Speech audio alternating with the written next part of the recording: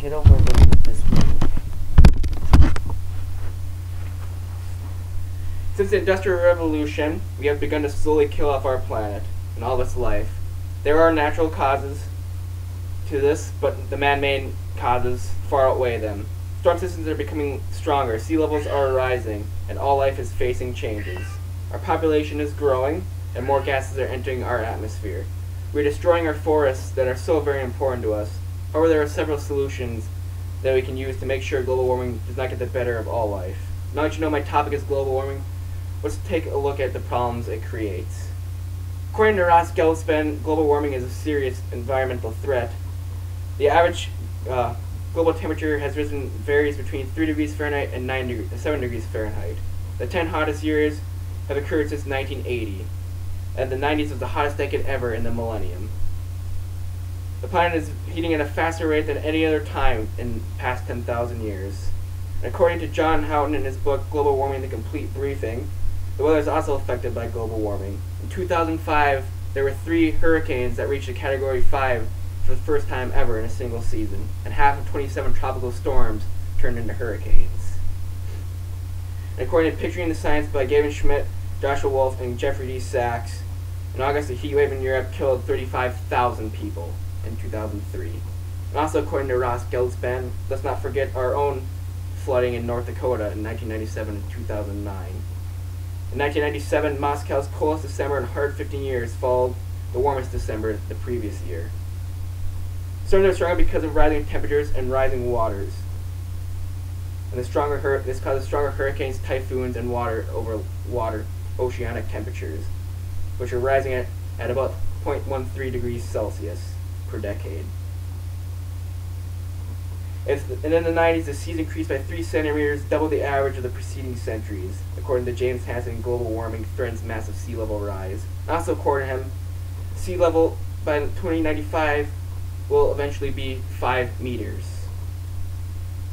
According to Global Climate Change by Arnold J. Bloom, higher temperatures can increase over oceans, but the land is also affected by higher temperatures. This causes droughts and wildfires, and plants, especially in the Arctic and mountain regions, are very affected by this because the ground is becoming warmer that they cannot adapt to this. Some can, most cannot.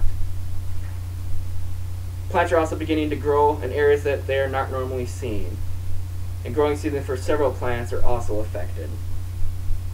And also by global warming by Seymour Simon, polar bears are also affected.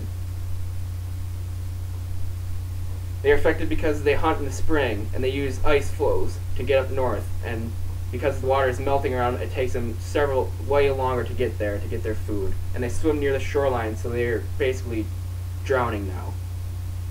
And now I must admit that polar bears are thinner and less healthy than they were 20 years ago.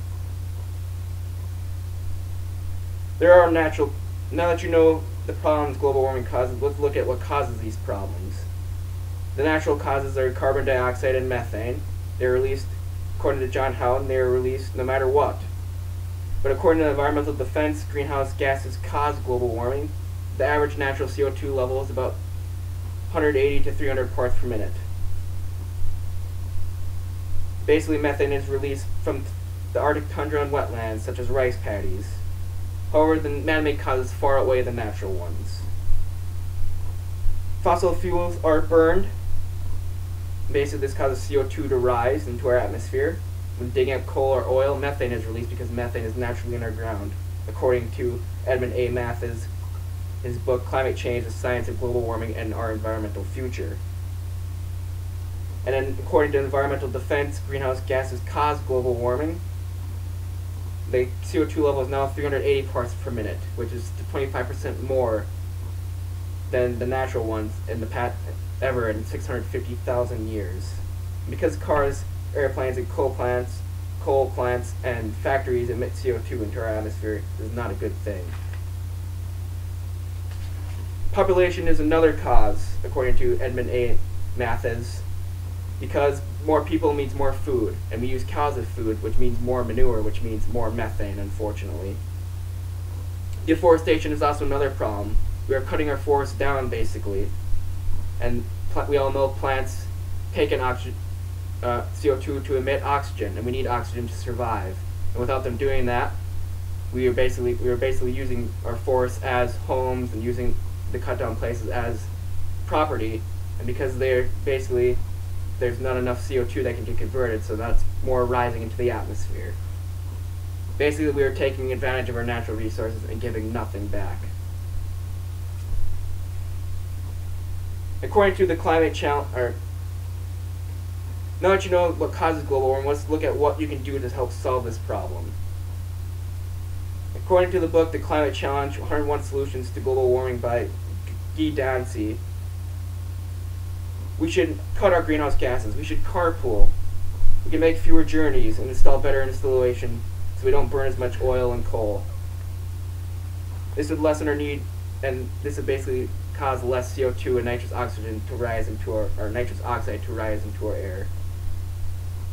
We must find better methods of burning fossil fuels more efficiently. We have the technology to do this.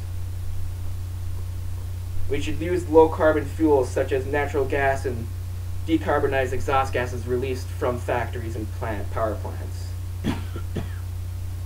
And believe it or not, we could even, according to Guy Dancy's book, The Climate Challenge 101 Solutions to Global Warming, we could even use nuclear power. If we get rid of it properly, it has great potential as a fuel. We should plant new trees. So we plant trees to replace the old ones that cause CO2 to get converted into oxygen better, and so we don't cause ourselves to lead ourselves to ruin. We should use renewable resources. We should use the sun. We should use wind power and hydroelectric power. This will benefit us in the end. Global warming is without doubt real, and it is a very serious threat to all life. Global warming has caused several changes to our planet and to its inhabitants. There's no one to blame but us. But we will not go down without a fight. We must make simple, understandable changes to ensure future generations have something to look forward to. We must not be blind, we must not be arrogant. Global warming is not fiction, and if nothing is done, there will be dire consequences. We have taken so much from our planet, and isn't it about time we give something back?